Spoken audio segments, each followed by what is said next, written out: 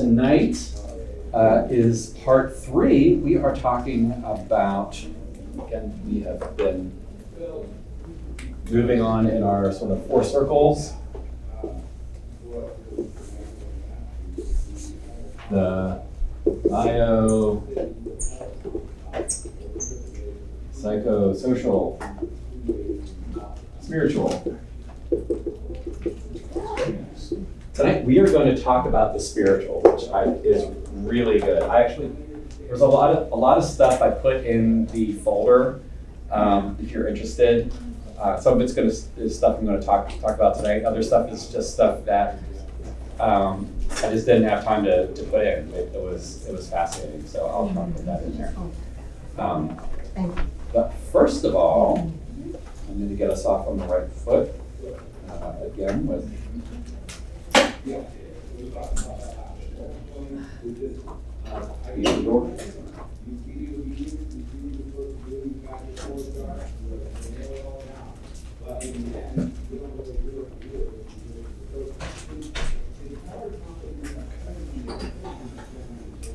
I appreciate everyone for coming again. I'm still very, very touched you still all show up, so it's very nice of you.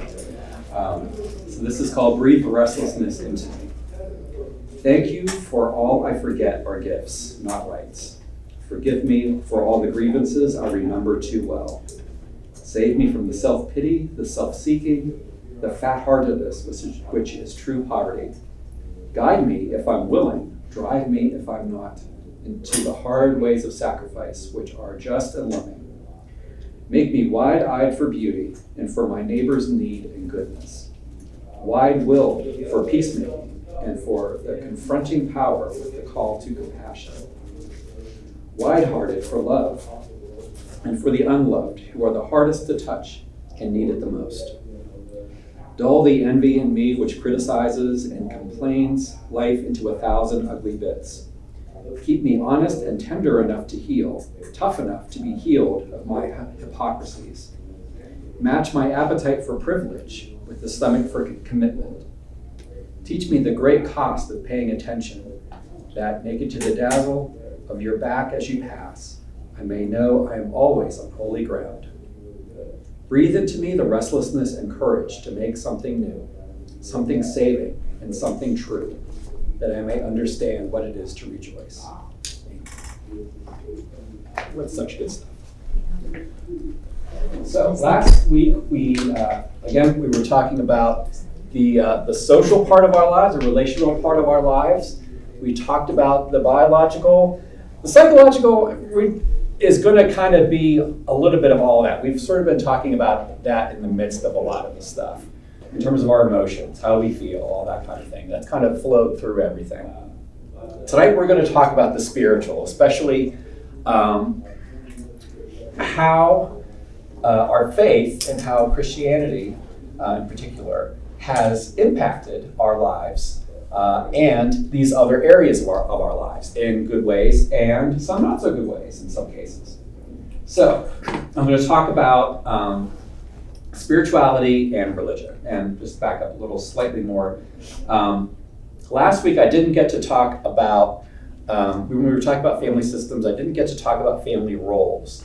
And that's a really interesting thing. If you're interested in finding out more about that, I threw a PDF in the Google Drive on different roles that people take in families, like the golden child, the lost child, the black sheep, things like that we usually take on in our lives, especially if you come from a dysfunctional family. And those are kind of interesting to kind of see yourself, see other ways of functioning.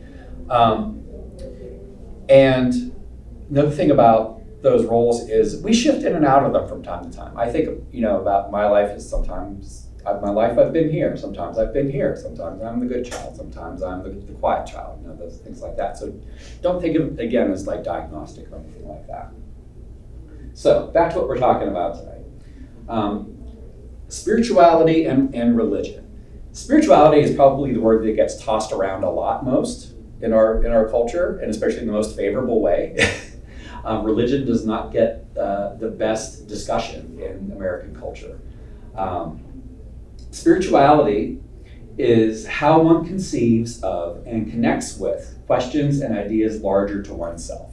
That's a big sentence in terms of talking about just transcendence. Thinking about my spirituality is the things that I think of and contemplate that are big things, that are sort of too big for me to contemplate in some ways. Why is the world the way it is? Where is God in the world? What is God like in the world? Those sorts of things. And religion is how we work out our spirituality in the world. It's the things that we do. There's practices that we do. Things like baptism, things like devotions, things like going to church attendance, or going to church on Sundays. Different things that we do personally that would be part of our religious practice. And even in Christianity, obviously there are different ways of practicing our particular religion.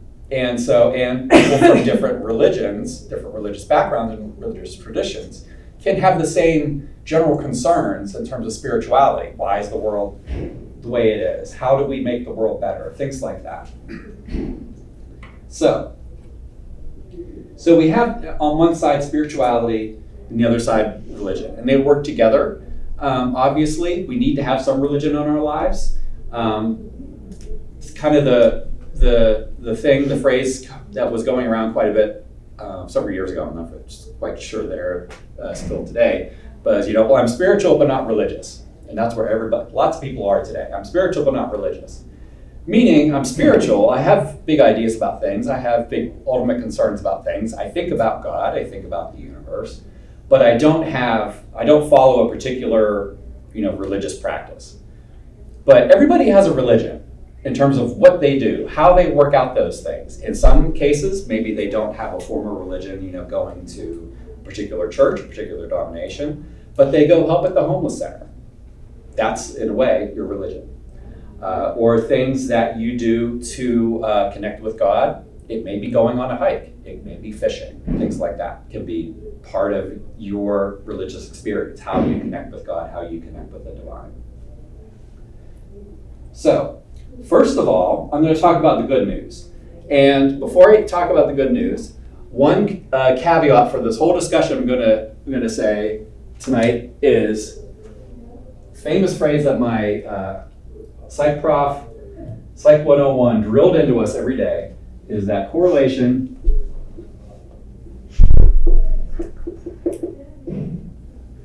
is not causation.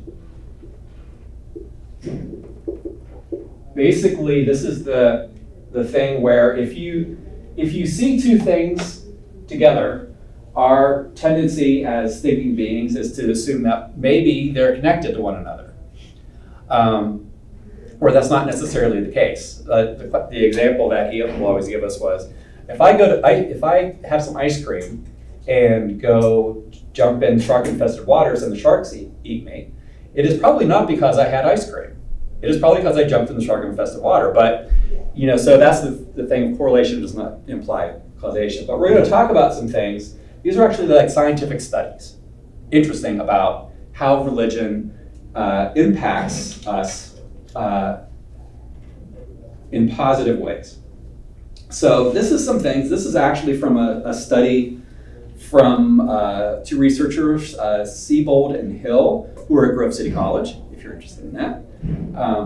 They found that religion and spirituality lowers the rate of heart disease, of cirrhosis, lower your risk of stroke, kidney failure, of dying from cancer, of overall mortality. They found that it lowers blood pressure, it lowers cholesterol, it increases positive health habits and longevity. That's those things that they're correlated together. Why is an interesting question about all that. So one is when you are usually in some kind of a religious tradition, you are part of a network. You're part of a church. You are some sort of part of larger body. That is this social part that we talked about that is so important to our lives and for our faith. Another thing is that it promotes healthier behaviors in terms of, not smoking, not drinking to excess. I just realized I said not smoking, but we have a men's group that is based on smoking. But we'll slide. But that would slide. But other things like people will avoid risky behaviors. If they're the more religious they are, the more spiritual they are, the less risky behaviors they'll engage in. They also tend to have a more optimistic framework for explaining the world. They have a way of explaining the world. For example, we can think about the world as it is, and we reflect on Scripture, and we can reflect on the Psalms and say, the Lord made the world. He made it to be beautiful. He made us to live in it. He made it good, and He longs for us to take care of it. And that's that's a way of orienting your whole life around. And generally, there's a sense in religion and spirituality that you can, in some way, make the world better, even just by yourself being in it. By improving yourself, maybe you're making the world better, even if it's just your little small part of the world, your family, your friends, your going and helping out, again, like a soup kitchen or something like that. Things that you can do that you can make the world a little bit better. And positive spirituality, it will produce positive emotions, will produce decreased stress, which is a big thing that we talked about in the biological part, is the effect of stress on our bodies and our lives, and how that can go out of control if we don't have kind of the right mindset in. And spirituality can really help with managing that stress through all of these things. These things are all really interconnected, I hope you see. So there's a lot of really good research in terms of the benefits of religion and spirituality. This is just kind of even just the tip of the iceberg. And it's interesting in that first of all, that people are interested enough to study this now. How are religion and spirituality beneficial to our lives, not just in ways that make us, think a little bit better, but feel better and act better in the world. So some other mental health outcomes. This is from a different study from, I forget where it's from, Mexico, I think. There's generally negative correlations between spirituality, religion, and depression, and suicide and substance abuse. There was a 14-year study, for example, in California that found that religious attendees had a 22% lower risk of depression than non-attendees. And there were similar results in other studies. Some other studies have been mixed. It's not as much research in here, but again, correlation is not implying causation, but it's interesting to see that people who attended religious services had, significantly, 22% is a lot. I mean, usually in psychology, if we something that has an effect of maybe 4 or 5%, we take notice of it. But 22% is that's a big effect, or at least a big correlation. There's less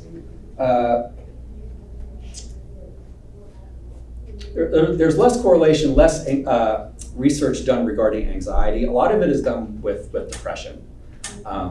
The results with anxiety have been a little bit mixed in terms of looking at things like rates of anxiety, OCD, eating disorders, and so on with religion.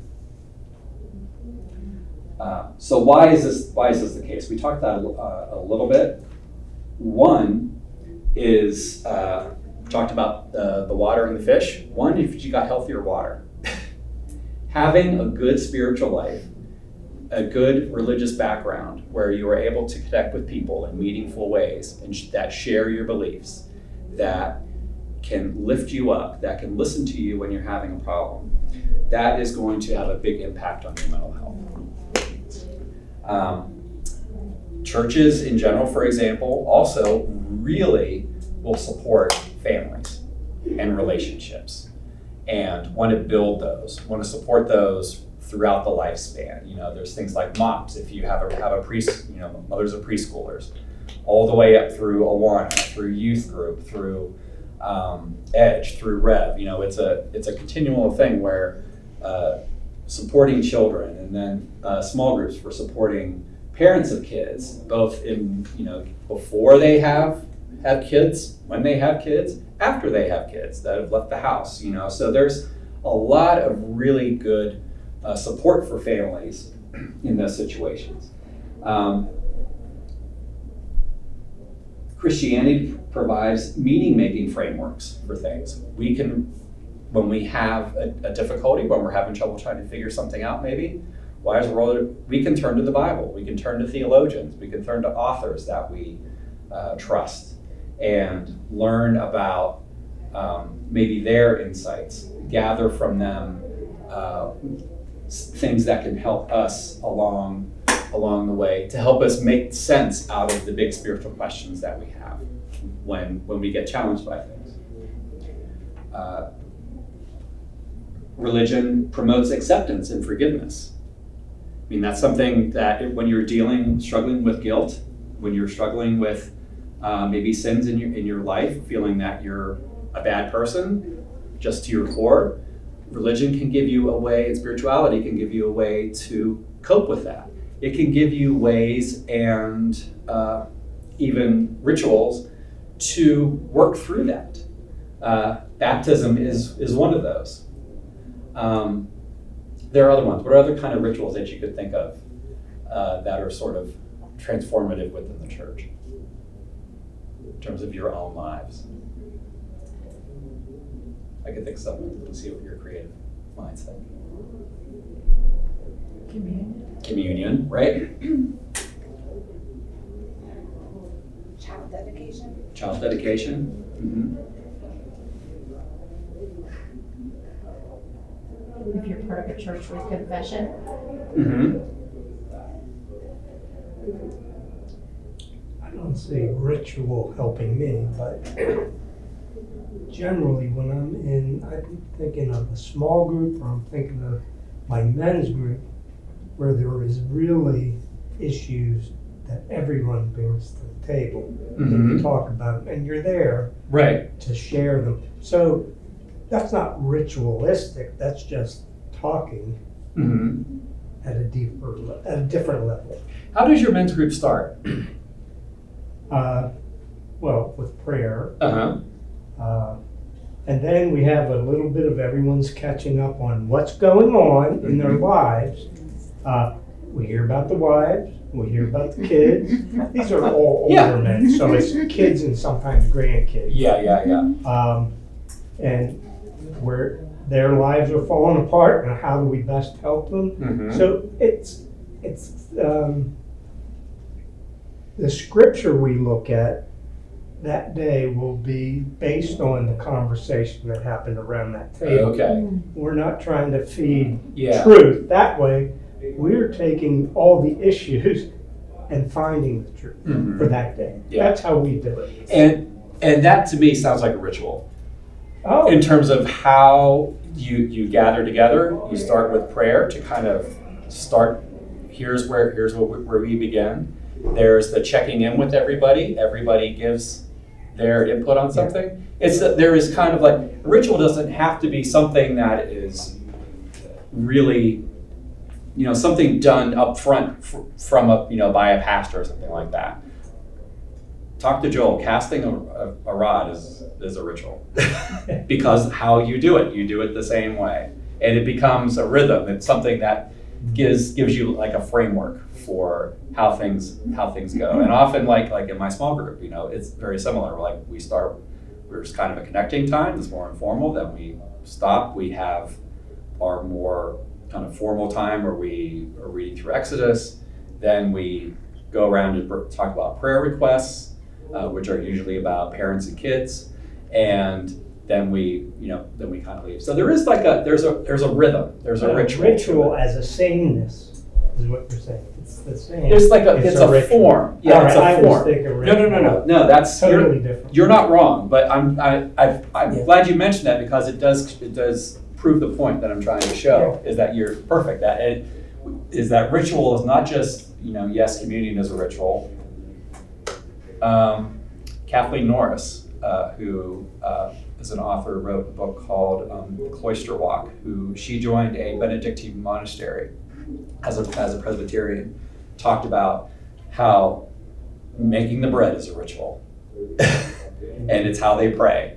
They pray as they're making the bread, and it's a ritual how we do the bread. This is how we do it, and it's a religious exercise, which is neat. It's an interesting way of thinking about ritual and that sort of thing. So that's why I was glad you brought that up. So yes, there's rituals to do things like, and yeah, especially like communion, that way of asking and expressing remorse for our sins and then receiving the forgiveness. And that, if you come up to the rail, you get that touch, you get the connection, I think is really important. Church and religion give you opportunities to impact each other, impact others positively through things like small group, through men's groups, through mission trips, through just getting together with friends for a social. Really, there's so many different things that you can do to impact each other's lives positively, and the church gives you a good framework to do that in.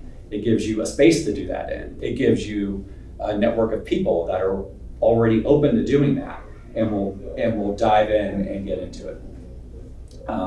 And the last thing, it can promote a positive outlook on the world and on yourself in it. Just from all of these things, you can see. Even when the world is, slightly on fire, you can look and see, God is still in control. You can still talk about yourself in relationship with God. And it's not like God is gone. It's that God is still here. It may not always make sense sometimes, but that God is still here. He can still work with us. We can still listen to him. Prayer still works, that kind of thing. More on that later. So there's healthier water. There's also healthier fish. Which is, the church and religion offers positive avenues for social relationships. That's something I'm really, my son just graduated college, and I'm like, you need to go to the young adult group, because I know in my life, when I graduated college, I was sort of lost, for lack of a better word. So that was a real challenging part of my life because I didn't have those kind of connections. And when you graduate from college is when, you've left a lot of stuff behind. You've left high school behind, now you've left college life behind, and you're looking forward to work and career and the fears of, what am I going to do? Is this all, did I choose the wrong major? Is everything going to work out okay? Those sorts of things. So having positive relationships will really help you not only to ground yourself, give you people that will support you, but also to help build up your faith in the midst of all those struggles. They'll give you positive views of yourself, give you opportunities for personal spiritual growth, doing things like attending classes like this, or attending classes like Joel's or Adam's, books that come out, or sermon series that come out. Podcasts are tremendous now. I think that's one of the best things that I do is listen. There's podcasts to listen to, talk about faith and theology in a very low-key way, current events in terms of looking at them biblically and spiritually. Really good opportunities to do that. Fosters a sense of hope and gratitude for what we have. It gives you an opportunity to use the gifts and the talents that you have for greater purposes, which really can give yourself a whole lot of meaning. That in itself gives you meaning and purpose in your life. Finding ways to, I have this gift and I can use it for the betterment of the people that I am with in my church and for the betterment of the kingdom of God. Going and doing mission trips, stuff like that, all those things, or camping trips where you walk in thinking, I don't know what I'm doing and I'm probably going to do it wrong. And then going and being able to come out the other end, having a significant, spiritual experience, being able to use your gifts to help, people in another way. So, lots of good stuff, obviously. There is also some rough stuff, to put it that way. Now I'm going to talk about spiritual struggles, which is one of the authors that I read, a really thick book, I didn't kind of get all the way through it, called Dealing with Spiritual Difficulties in Therapy, by a guy by the name of Ken Pargament.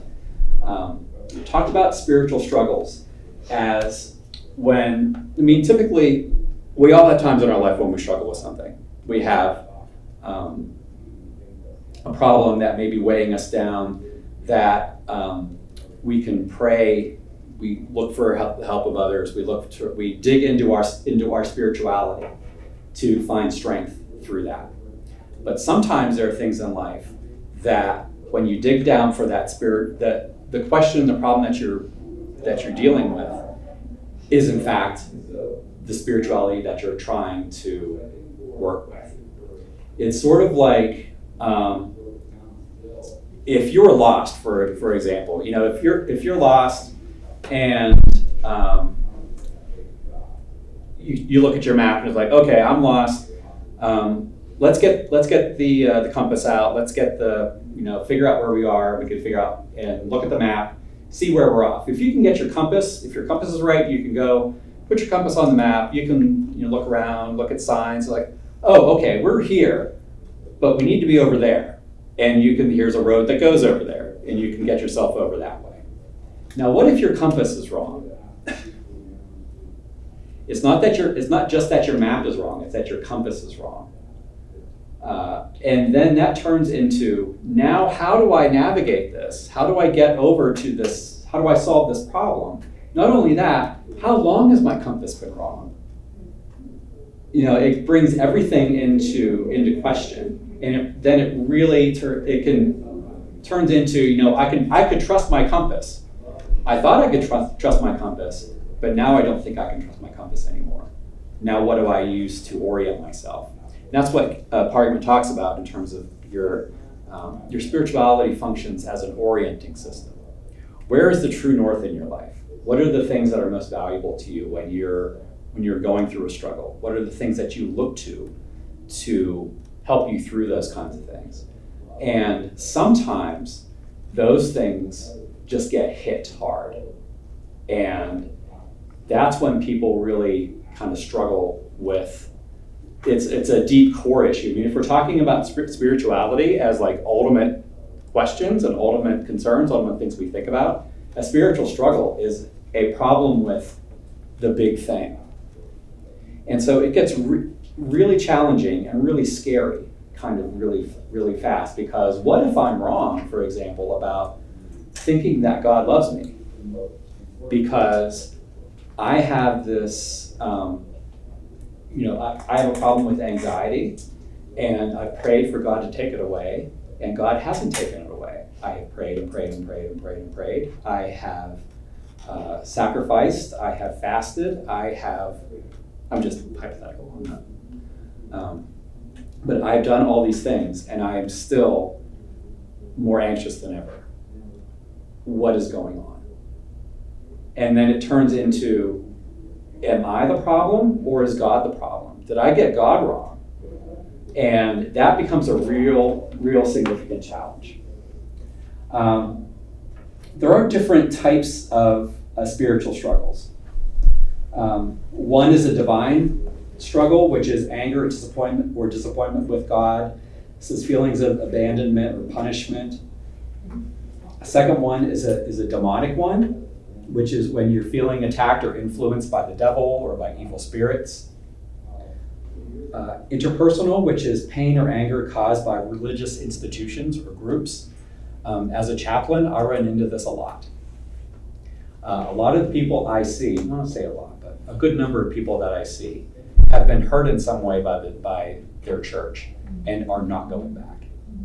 And it's, sometimes it's, my sister had a divorce and they won't let her back. And so none of us are coming back in.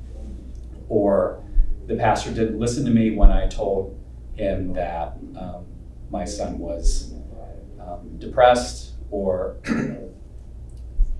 things like that. My pastor didn't listen to me when I told him about that I was abused. My father abused me. What does that tell me about the Heavenly Father? That didn't prevent him from abusing me. Things like that are real significant challenges. And that's kind of the interpersonal thing. Doubts, which are confusion about spiritual beliefs being true.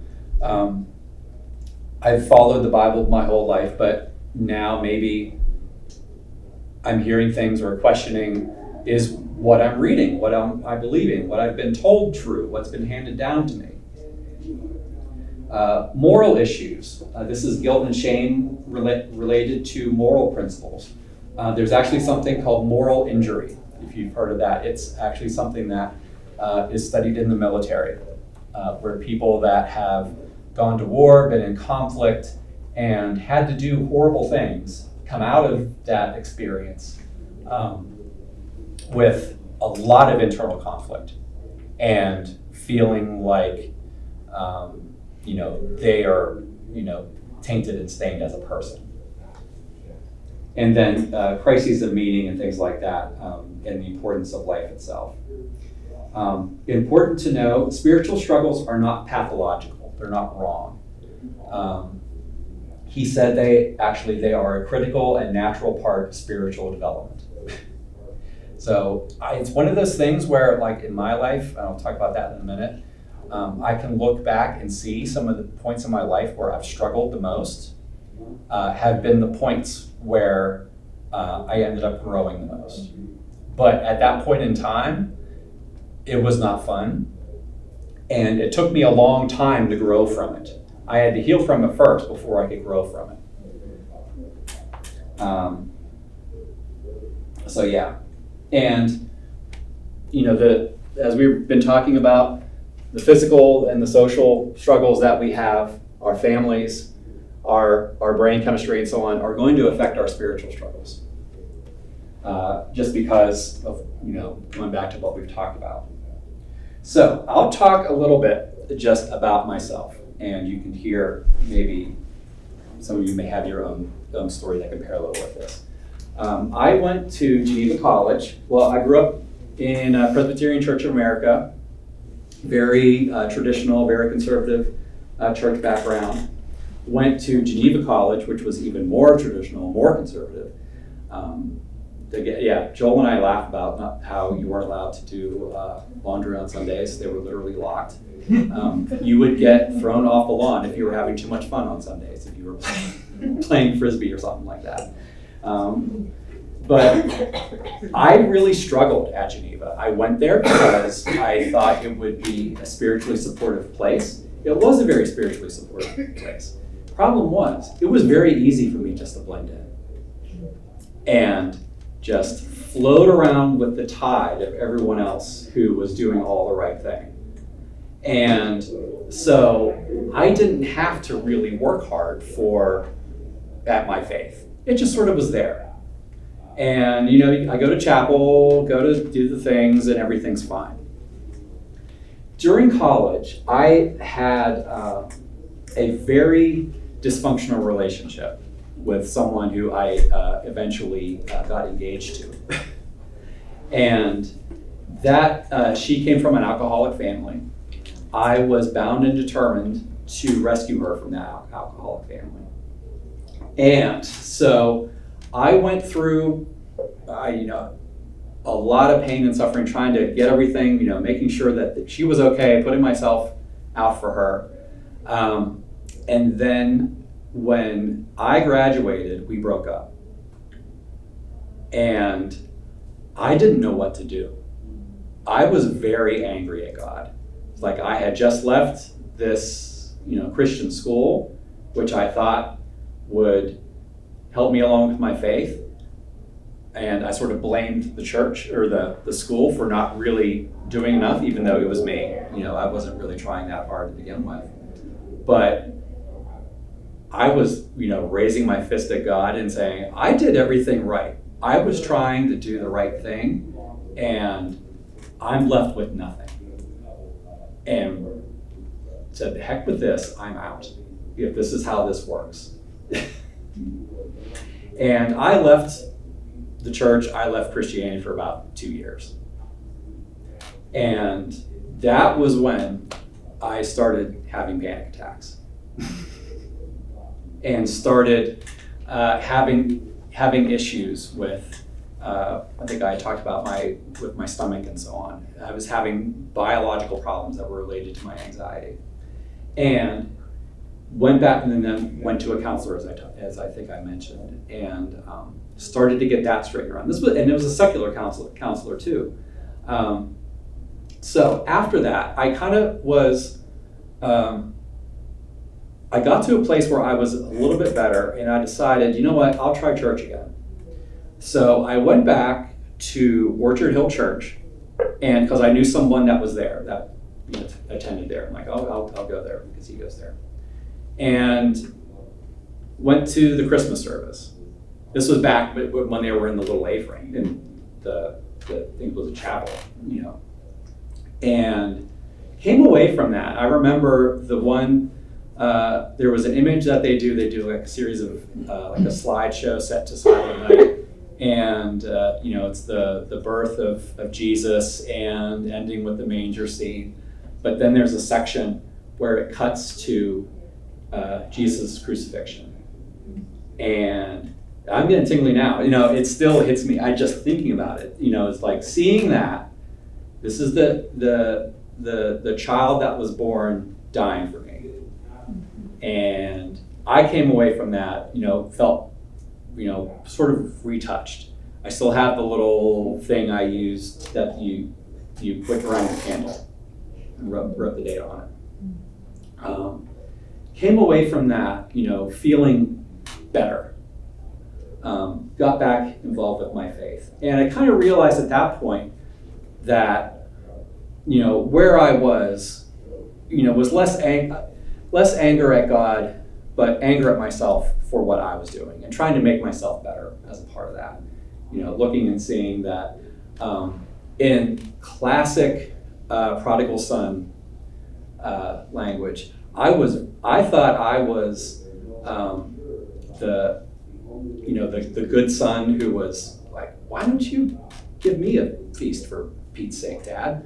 I was very much the son who was running and doing that, and saw myself in that way. It's like, nope, here's where you are, and you still come back. But even if I was, that great thing about that parable, even both sons are loved by God, by their father. So then go back to Geneva College to get my master's degree, which in itself was a feat. It was a little much for me to go back there to like the scene of where that pain had been before. And that's where I met my wife, Tanis. We met actually going to church, and it went very well. Actually, and what happened was I ended up then, I graduated from Geneva, went to seminary, where I went to Yale Divinity School, which was very eye-opening, going from Geneva College, where you can't do laundry on Sundays, to Yale, which was, welcome to Yale, here's beer that we bought for you. In seminary. It's like, this is a very unique place. I'm not used to this.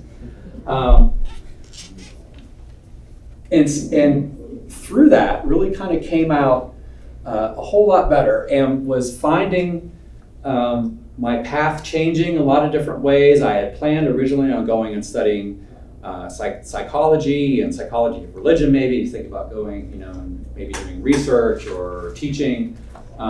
Ended up taking a class in pastoral counseling, and that sealed the deal. I'm like, this is it, I'm gonna do this.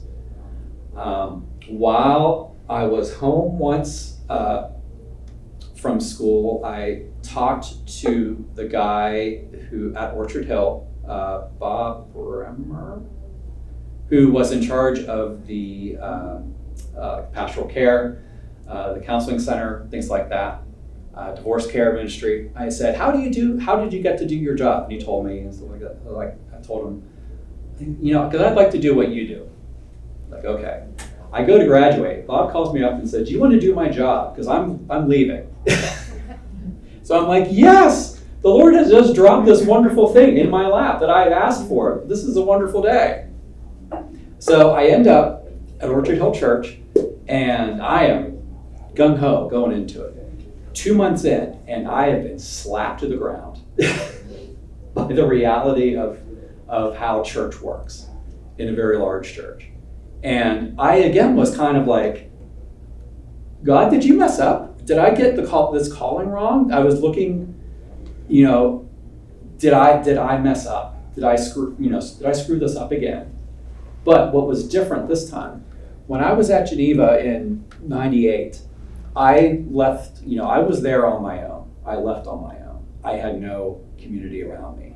I didn't have that kind of faith underneath me to hold me up whenever I was struggling with that. When that happened in 2001, and eventually what happened was I got let go along with about 9 other people. And during that time, it had gotten so bad that my wife quit going to the church I was working at, which was painful in itself. I was going to a counselor just to say, am I nuts? Literally, I would go in, I would call it my crazy check. I would go in, am I crazy for this? It's like, no, you're not crazy. I'm like, all right, thank you. There's $35. That's kind of all I need. In terms of like, here's what I think is going on. This is what is going on. And, is this right? Is this, it's like, no, that's not right. You're fine. Like, I just needed that for a while. So, but the difference again was that when I graduated, when I had that second bad spiritual struggle, I had social network around me. I had my wife's family, my family. I had other people around me that were supporting me in that. I actually found another church afterwards. I went to that church. It was out in Coriopolis. It was like, where's the furthest place we can go? Guess that's what pastors do when they're in trouble. They go to a church that is so far away that they're not going to find people there that they know from their other church. But I went there and I talked to the pastor. I'm like, look, I'm in a bad space. I'm just going to sit here and listen. Don't ask me to do anything. He's like, cool. So, and he actually told me afterwards, like, we get a lot of people here through that are like that. They need a place to kind of come and rest and get and heal a bit. And he's like, I'm fine with that. You go, you're cool. So that was that. And so I had something to feed me spiritually. I had something feeding me socially. I was on medication. That helped a lot. And emotionally, I was doing a whole lot better. So that was the difference in terms of my own spiritual struggles. And it wasn't that I was having, that this was something that I felt was wrong or bad or something like that. It was very much something that it did shake me to the core, but both of those situations, they shook me to the core, but in a good way. And where I could see that some of the junk that fell off the building when it got hit by the tractor, the tractor trailer coming slamming into it, some of the stuff that fell off there needed to fall off. And that was kind of revealing to me. I don't know, I'm not going to ask you to say, but how many of you have ever had like a spiritual struggle sort of in that degree? Yeah, a lot of folks. It's not uncommon. So the church is really one of the primary places that people go to whenever they're having a spiritual struggle, even if they're not spiritual, if we're spiritual, not religious, because it's a community, it's a place where hopefully questions can be welcomed, people can be welcomed, that sort of thing. But there are some issues, again, with mental illness. One is stigma. That is, there's two different kinds of stigma. There's self-stigma and sort of imposed stigma, the actual word. But self-stigma is when you look at yourself, and I think to myself, I'm dealing with depression and anxiety. I can't really function, I don't have anything to offer to the church. I'm broken. I'm a broken potter. What do I have to offer? I'm going to kind of separate myself out so that I don't get asked questions about how I'm doing, things like that. But there's also the stigmatization of mental illness, sometimes coming from the church, where it sees it as sometimes a lack of faith or knowledge. In other words, if you're depressed or anxious, you just haven't read the Bible enough. Or that you're willfully sinning. Or that mental illness and mental health concerns aren't really real. And that psychological solutions, like going to a counselor, getting medication, are worldly. And that you need to primarily go to a theologian, pastor, or a biblical counselor, who uses just the Bible to work with people going through some road struggles. A couple cases in point. Before I lose my voice. One is from John Piper, who is a fantastic theologian, amazing preacher, written more books than I could ever imagine to. But he was asked about anxiety on an interview one time. Said, Paul and Jesus explicitly command us not to be anxious. So to be anxious is a sin. Jesus says, do not be anxious about your life, what you will eat or what you will drink, or about your body or what you will put on. And then he gives 8 reasons in that paragraph in Matthew 6 why we don't need to be anxious and shouldn't be anxious. We'll jump ahead a little bit. And Paul in Philippians 4:6, do not be anxious about anything, but in everything by prayer and supplication with thanksgiving, let your requests be made known to God. So, yes, worry or anxiety is a sin. God wants us to trust in his sovereign, all-wise, all-good, all-providing, all-protecting, and ever-assisting care. This is a trust issue. Where do you see the problem in that? It's not looking at any of this other stuff. He does go on to say, I'll give him the benefit of this. Having said that, we are all on the same team of trying to grow in greater faith and less anxiety. Having said that, it is true that there are psychophysical conditions that make extreme anxiety and panic attacks, for example, a real life problem.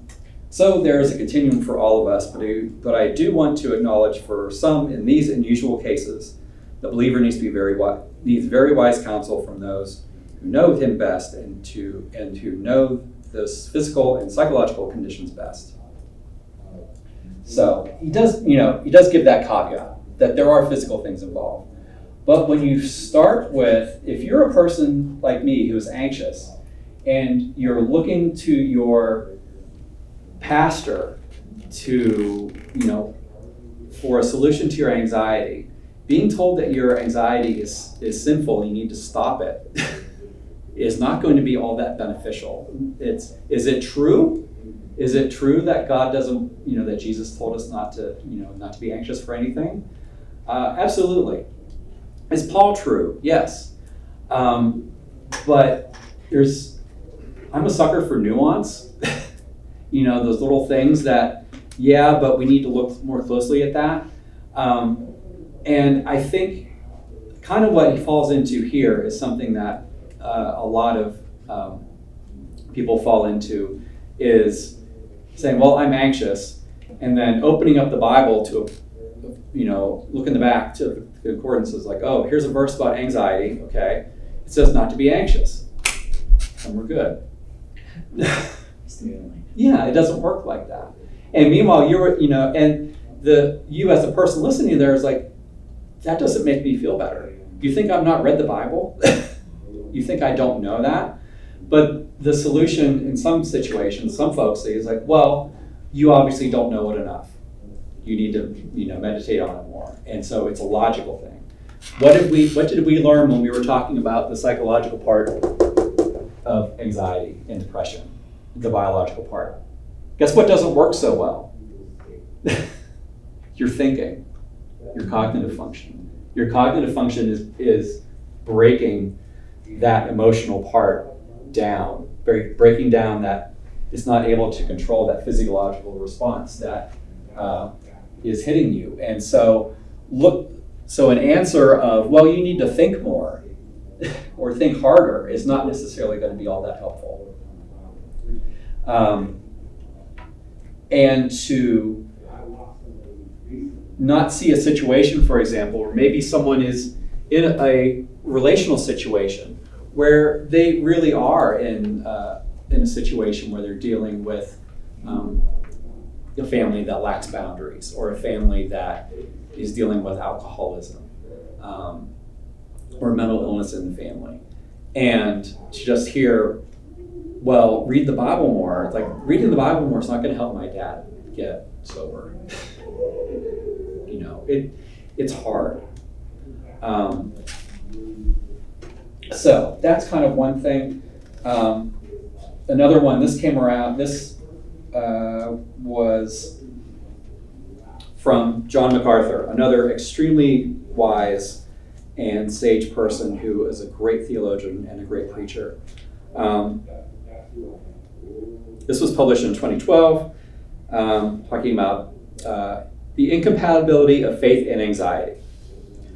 Christians who worry believe God can redeem them, break the shackles of Satan, take them from hell and heaven, put them into his kingdom, transform their nature, and give them eternal life, but just don't think he can get them through the next couple of days. That is pretty ridiculous.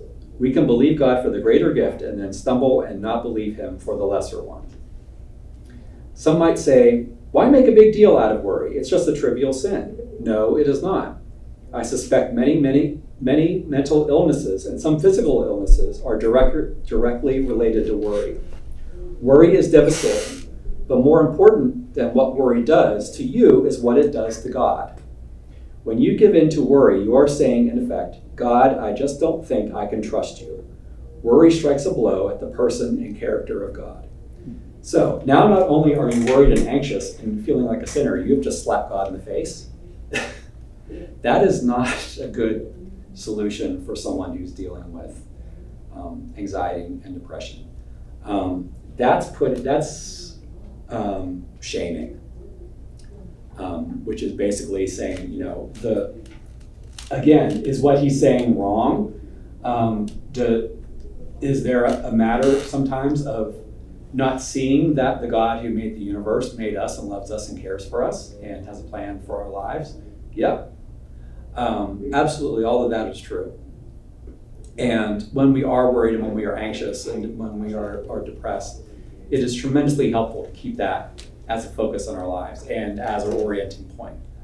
But at the same time, when that orientation point is murky, is lost and so on, it's hard to lean into the idea of, I better stop being anxious because it's an affront to God, because then I'm an affront to God.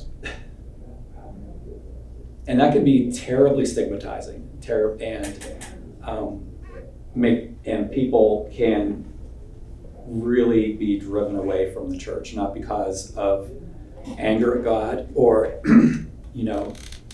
anger at even the church, but just feeling like I am not welcome.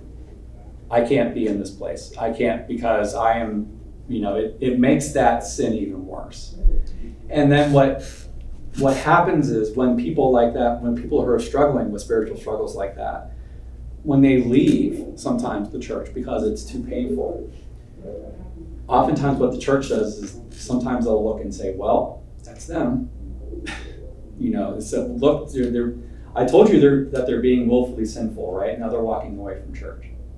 And so it's sort of like they're, it's perpetuating the problem in mind. So sometimes there was an interesting study where they talked with people regarding their own experiences, or maybe what they believe about experiences in church. And again, we talked about public and self-stigma. Even clergy struggle with stigma sometimes. Clergy are much more open today about their spiritual struggles and emotional struggles and pain and so on, but there is still a fear that clergy have. There's been interviews with that. I better not tell the church tell the church council I'm depressed or anxious, because what if they fire me? So it becomes a way of kind of walling that off on people. So, and congregants may fear being excluded or disciplined. And when this happens, this kind of cycle of exclusion and sort of reprimand and hitting and not coming back, those sources of hope and comfort, God, the church, Jesus, become painful. So that obviously is a difficult kind of state. Now, I will say things are still a whole lot better today than they were, but there is still people have been hurt by churches in the past and today. It makes it harder to go, even, and myself, I'll say this, folks, have been hurt in church, and I'll say, well, you can come to my church. My church is great. It's true. My church is great. You're all here. You can agree with that fact. There's like, yeah, but no, because I thought that once too. I thought church was great, but I don't know if I'm going to be great there. So there's that. In church, and in spite of that, there's also a mental health divide between the church and psychology. Most clergy, I can attest to this, have no experience or training in things like what anxiety is, what depression is, recognizing these things in your congregants, or what to do in those kinds of situations, in spite of being the first contact for 25% of those who are seeking help. So that has gotten better. Churches, a lot of denominations now require you to do some clinical pastoral education, where you do some actual work, in a hospital and hospice, getting to know people who are going through crises, so that you know how to recognize and work with people in those crises whenever they're dealing with. There's a belief sometimes Christians have that secular counselors and psychiatrists may not get us. Maybe they'll think I'm weird because I say I talk to God and God talks to me. So there's that kind of, again, self-stigma is like, I don't know if they're going to get me.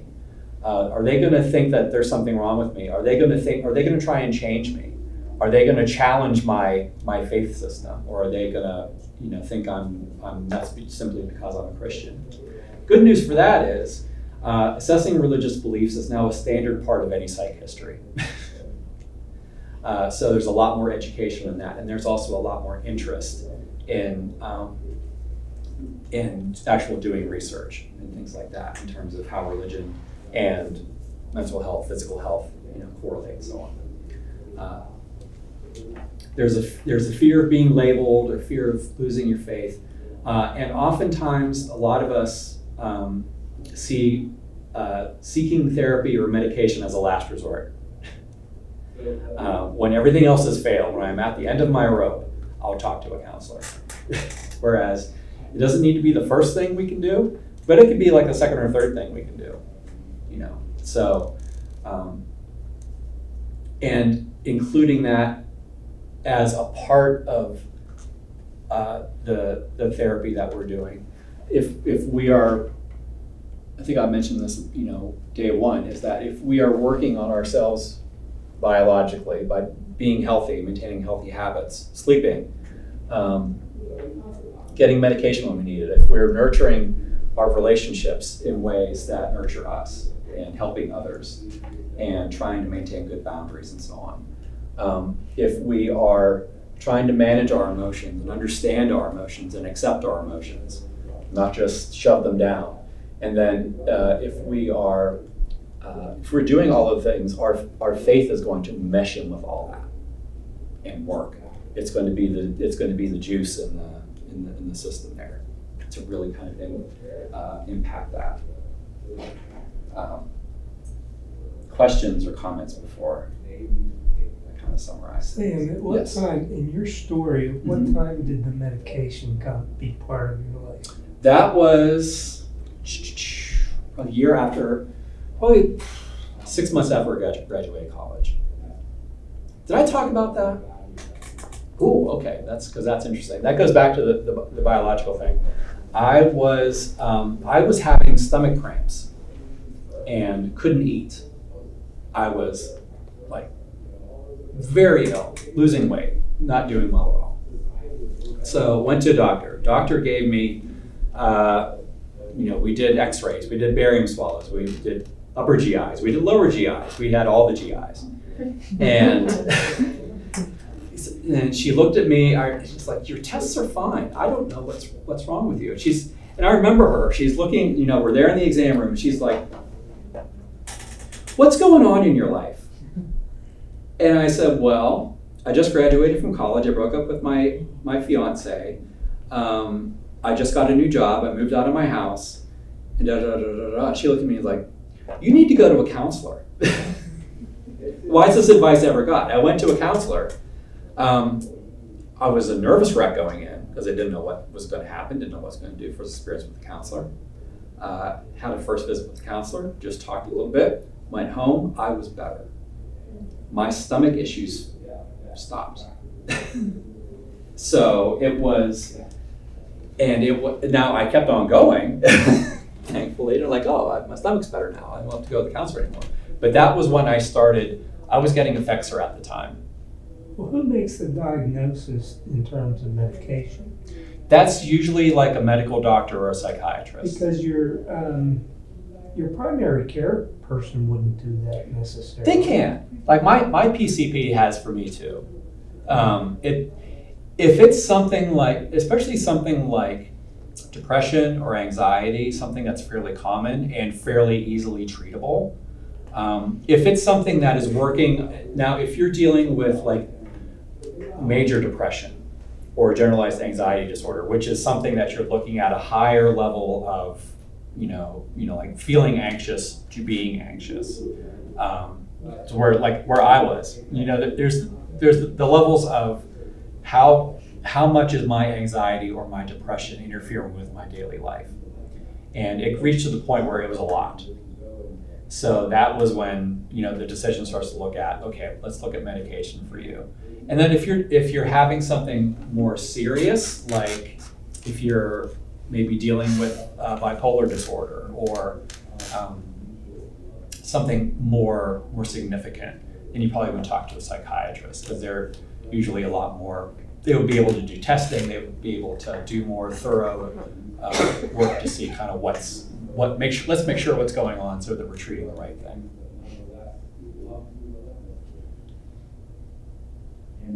But that's kind of where that starts. Yeah.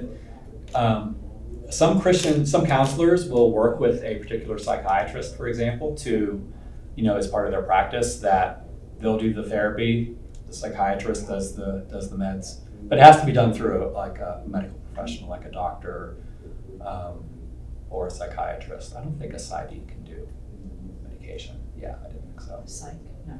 Yeah. Psychologist. But yeah, that's that. Yeah. So a lot of people suffer from PTSD, Mm-hmm. and that's a form of anxiety. Mhm. At least I consider it a form of anxiety. Mm-hmm. I know you didn't touch any of that, but like, would that be like? Okay, so your 4 Mm-hmm. circles. That would be like targeted for that too, or? Mm-hmm.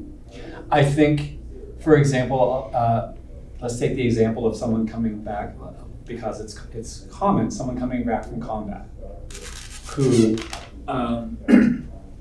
they were in the service, they were overseas, they saw combat, and they're dealing with a lot of trauma, and maybe trauma of losing friends, maybe the trauma of having to hurt other people. That's that concept of moral injury that starts to creep in there. And that, I mean, when you are, for example, in combat, your brain is going full bore all the time. You have to be hyper vigilant to stay alive and to keep your people alive. What does that lead into is anxiety disorders, because you can't turn that off.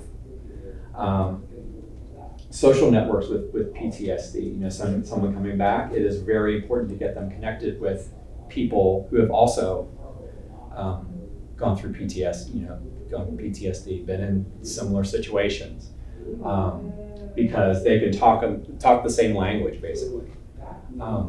They've seen the same things. They know each other's bullcrap, basically. And so this is an important part of that. That's a very important part of it. The social part was one of the things that helped World War II vets come home that other veterans didn't have until post-Korea, really. Psych, dealing with emotions and that. Your emotions are, again, on full board because your brain is constantly going. You've been taught to shove your emotions down in combat, shut everything down. And so what happens is this comes out in strange situations. And then the spiritual aspect of what do I do as a Christian who has now gone out in combat and hurt people, or had people that were hurt, or seen things that you can't imagine a God would let happen. So that's kind of where the PTSD would fit in that way. That's just one example, because it's something concretely I can think of, people that I've dealt with. So how you work with that is you have to work with all of it. You get people in support groups, you get them on the right medication if they need it, doing biofeedback, things like that. You get them in with counseling, and you get them to find ways to reconnect with greater sense of themselves, because that sometimes gets lost or harmed in the middle of all that. That's your question. Oh, yeah. Okay. Thank you. Okay. That was, yeah. Thank All right. you very much. Okay, good. Again, so talked about the bad news. There's more good news, though. Christian counseling is much more visible, available, and acceptable than it was even 10 years ago. I mean, it's hard to throw a rock without hitting a Christian counseling service in McCandless, which is tremendous. And those are just the group practices. And also, secular counselors are much more aware and open to the problems and issues and the underpinnings of what Christians may bring to the table. Clergy are a lot more open to getting help themselves. There was a clergy study that I threw in the Google Drive about how many more young pastors are going to see counseling. And it's interesting because you could look at that two ways, and it's like, 47, I'm just making a number, but like 47% of clergy are going to go see counseling, and you could look at that and say, oh my gosh, it's a crisis of people that are having problems. It's like, no, they're all going to counseling. That's great, because those are probably people that weren't going to counseling. And especially when you have a situation where, clergy where you're not always able to sort of reveal yourselves to a congregation like that.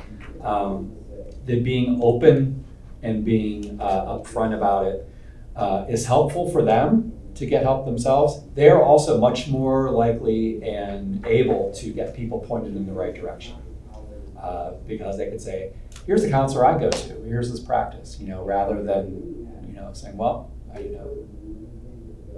read this book, then you feel better. And there's a growing movement to address mental health issues. There's something that's been around for a few years now, they do every year, called the Church Mental Health Summit that I attended virtually last year, where it's, how many speakers were there? 70, it felt like?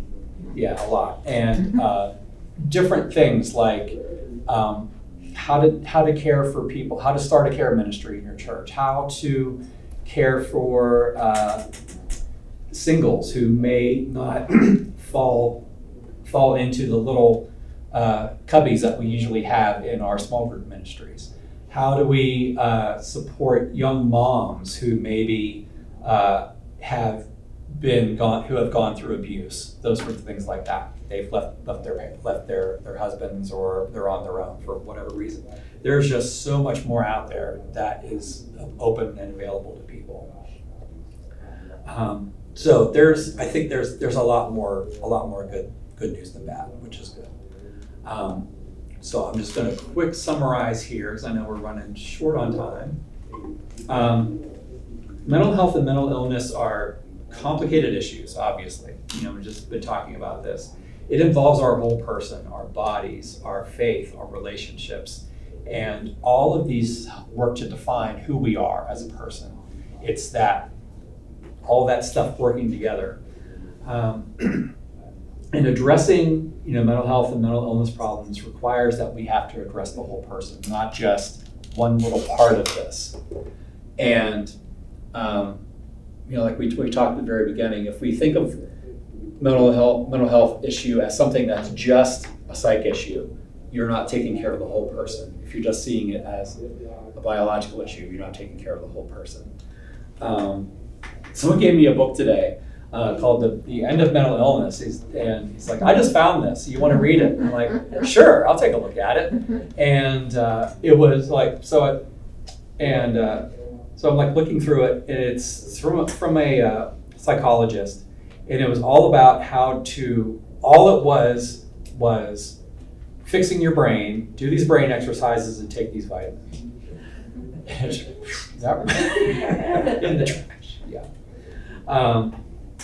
Anyway, so there are things that we can really do to work on our mental health and mental illness that we've talked about so far. Obviously, biology. We need to address depression and anxiety as actual physical problems that impact us in various ways, to various degrees. Doing things like managing stress, addressing our diet, addressing our sleep, exercising, and then if we need medication, to use it properly and to make sure that we're addressing the physical part of ourselves, social part of ourselves, making sure that we're cultivating healthy personal boundaries in our families, in our workplace, in other relationships that we have. Finding supportive systems that allow for growth and the use of our gifts. I think that's a really important thing. Finding ways not just that we can grow spiritually, intellectually, but to use our gifts, the things that we're given, and to recognize those. And then looking at past issues in our families so that we can see the positive, see the negative, and find ways to foster that individual and relational change that we want in our lives. And then the spiritual, engaging in personally meaningful spiritual or religious practices, whatever that may be. That's devotions time. That's men's group. That's women's group. That's doing the the lived Bible, the Bibles? Love Bibles. Say the lived Bibles. Living Bibles translation. the love Bibles. Yeah, that is a spiritual exercise. Finding things that you can ways to expand your religious practices and so on. Finding and creating fellowships where people are accepted not because of how they feel, but who they are. And being inclusive in that way. Promoting acceptance and forgiveness of each other and of ourselves. and giving ourselves opportunities to impact others positively. So that is kind of the summary of everything so far. Next time, and how much time do I have left? I'm a little over, but just real quickly, how does Christian faith help us in understanding ourselves within this framework? Christianity is an embodied faith. It's one that's not just based on belief or what we read or what we think. Jesus had a body. He was raised in a resurrection body. Therefore, the bodies that we have mean something. And in the kingdom, Jesus' body was not so unlike ours that he can't relate to us. So think of that in terms of this system. It's easy to think of Jesus as being so far off and so distant that he's very much unlike us. That's not necessarily the case. Next time, in conclusion, I'm going to get a little preachy. So less research, more. I want to dig into Scripture, see what it says about the kingdom of God, about ourselves as image bearers in the kingdom of God, and how do we live in that kingdom. So that is all for tonight. Any questions or comments or anything I think about with? Great. Thank you again. Thank you. You're very welcome.